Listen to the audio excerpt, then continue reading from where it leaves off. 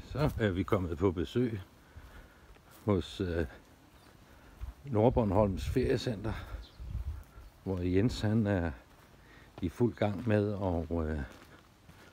at indrette og bygge om.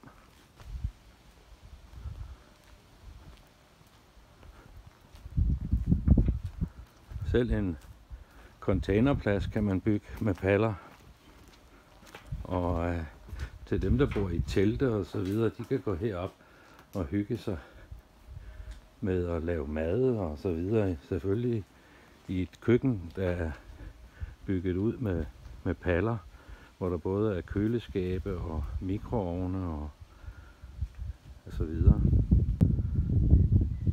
Palledesign har selvfølgelig leveret paller, som han løbende går og laver møbler af og så videre.